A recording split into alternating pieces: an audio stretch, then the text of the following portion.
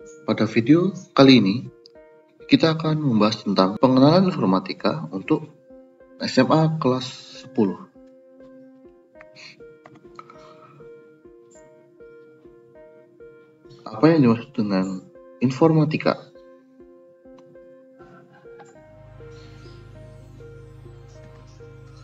Informatika adalah bidang ilmu mengenai studi, perancangan, dan pembuatan sistem komputasi, serta prinsip-prinsip yang menjadi dasar perancangan tersebut. Di sini bisa kita tekankan bahwa informatika itu fokusnya kepada sistem komputasi. Ya. Lalu, apa yang dimaksud dengan komputasi?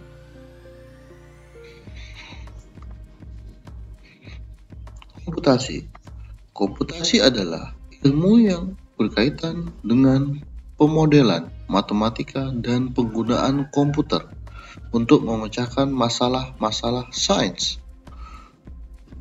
Jadi, pemodelan matematika menggunakan komputer untuk memecahkan masalah-masalah yang terjadi di sekitar kita. Sains di sini adalah pengetahuan, bukan berarti itu untuk IPA saja, tapi IPS juga boleh. Ilmu pengetahuan sosial boleh, ya, bisa digunakan. Tidak dalam lingkup IPA saja. Baik, itu adalah komputasi, ya. Kemudian, lalu apa modal dasar yang harus dimiliki seseorang untuk mempelajari informatika? Jadi ini maksud pertanyaannya adalah yang di dalam intern atau di dalam diri kita yang harus kita miliki untuk mempelajari informatika. Kuncinya hanya satu, yaitu berpikir komputasional. Apa sih berpikir komputasional?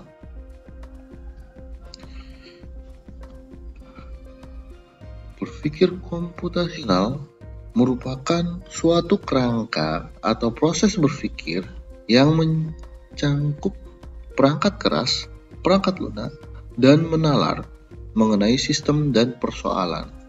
Jadi, berpikir komputasional itu adalah kerangka berpikir mengenai penggunaan perangkat keras atau hardware, ya. Ini hardware bisa berupa CPU, ya, bisa berupa laptop, Android, dan perangkat keras, ya, atau perangkat-perangkat keras lainnya yang nyata, yang fisiknya bisa kita pegang, ya. Kemudian ada perangkat lunak atau software atau aplikasi, ya, yang tertanam, yang terinstal, yang terdapat di dalam perangkat keras yang akan kita gunakan, ya. Kemudian dan menalar ini brainware kalau orang bilang, atau kitanya, ya, pola pikir kita, proses berpikir kita, proses bernalar kita mengenai sistem dan persoalan.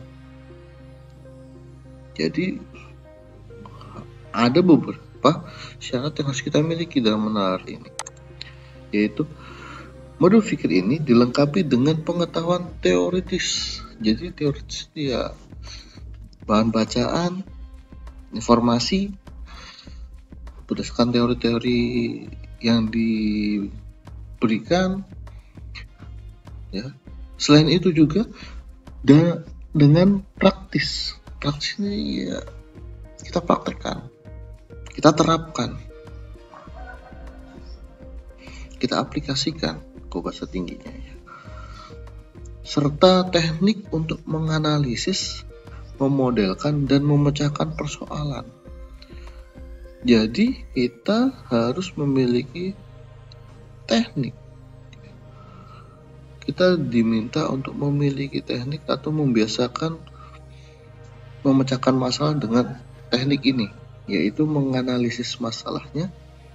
Misalnya ada permasalahan, kemudian memodelkan atau mensimulasikan, ya, mengupamakan dan memecahkan persoalan. Dari pemodelan tadi, kita pecahkan persoalan tersebut. Nah, ini yang harus kita miliki, ya, yang harus kita miliki dalam belajar informatika. Kalau hardware itu kita tinggal ada hardware-nya. Kalau kita sudah bisa berpikir komputasi, ya kita akan menguasai hardware tersebut, ya. Perkembangan industri dari generasi ke generasi. Kita tahu bahwa kita berada pada industri generasi keempat. Industri generasi keempat, di mana semua sudah serba otomatis dan sudah dikenalkan kecerdasan buatan pada alat atau pada mesin. Nah, apa aja sih perkembangannya? Ini ada 4 revolusi industri yang terjadi. Pada dahulu, industri generasi pertama, yaitu mekanisme dan pengenalan tenaga uap dan air.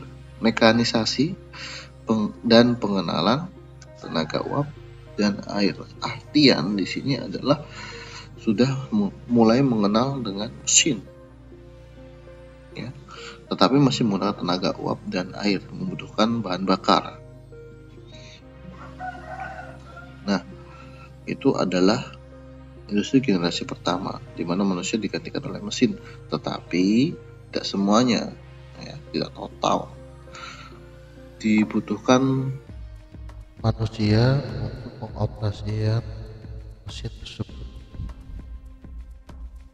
Kemudian industri generasi kedua, jalur perakitan produksi massal menggunakan tenaga listrik.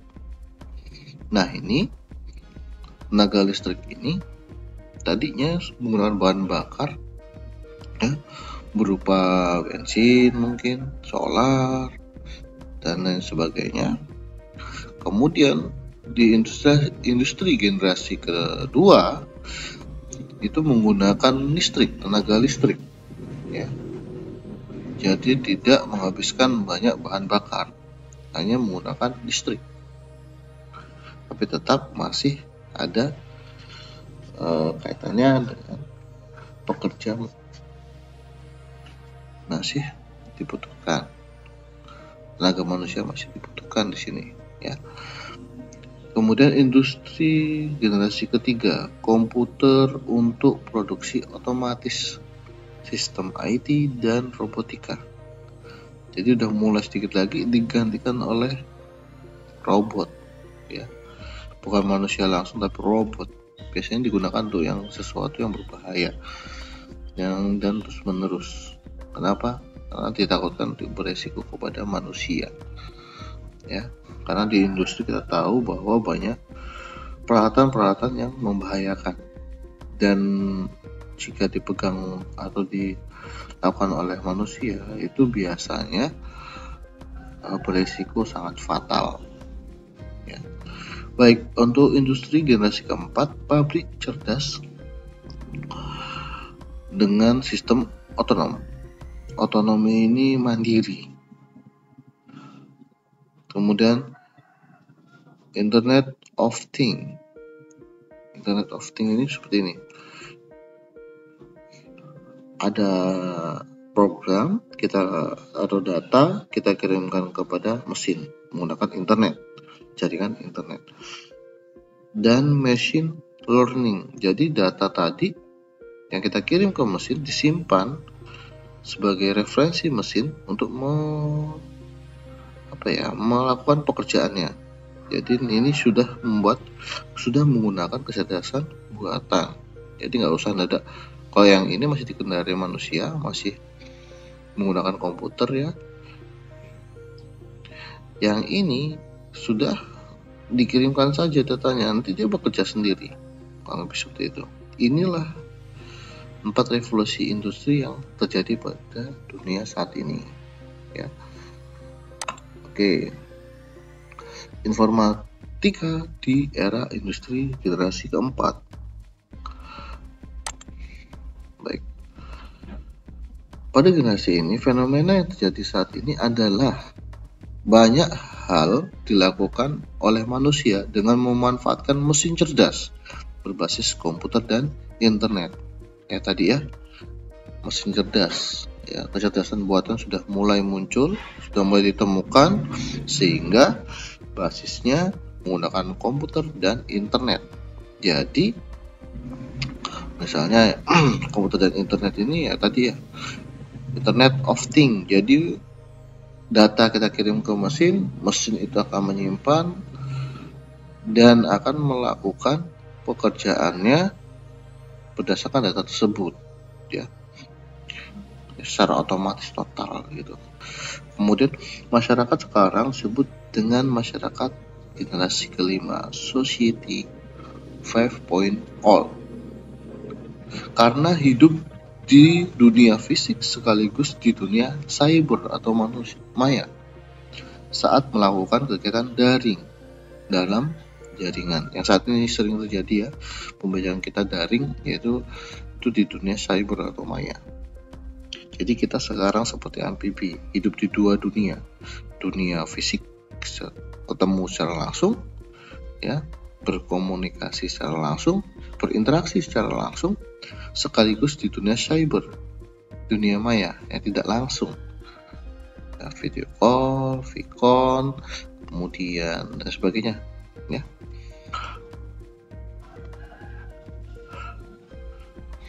Lalu dalam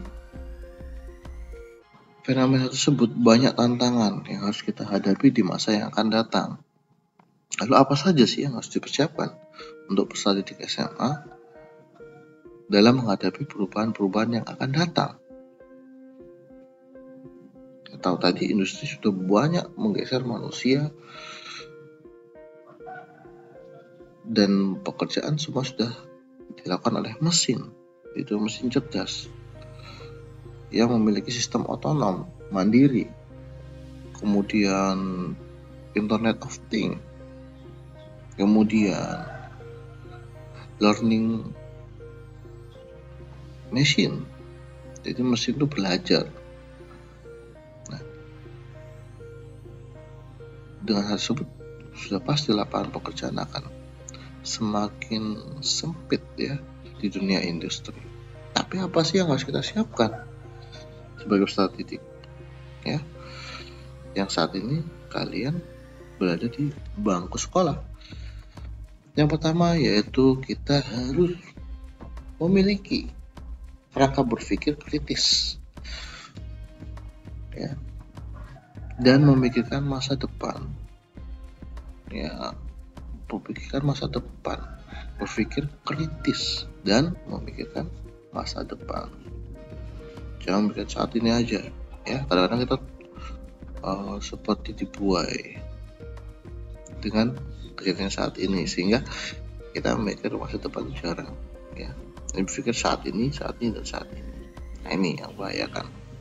Kita harus berubah pola pikirnya. Kemudian berpikir komputasional dalam menghadapi persoalan sehari-hari, serta cara memanfaatkan teknologi komunikasi lewat jaringan, ya, perangkat keras dan perangkat lunak yang lebih efisien. Jadi begini, banyak yang memiliki perangkat keras yang bagus tetapi tidak digunakan secara efisien. Saat ini berada dalam proses belajar, jadi ya kita gunakan untuk belajar dengan maksimal. Kita kembangkan dan kita cari bekal-bekal yang kita butuhkan di masa yang akan datang. Karena ingat, semakin